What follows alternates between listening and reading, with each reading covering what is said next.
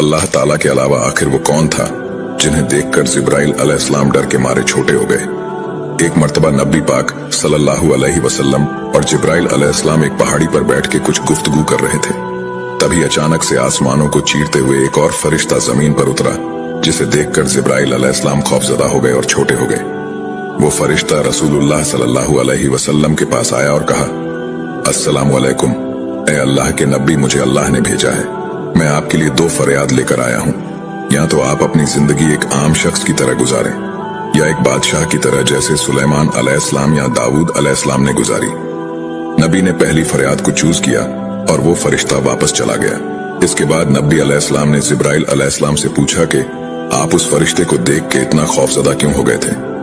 हजरत जिब्राइल अलैहिस्सलाम ने कहा, मैं अल्लाह की कसम खाता हूं कि मैंने कभी भी नहीं सोचा था कि ये फरिश्ता कभी दुनिया में भी आएगा।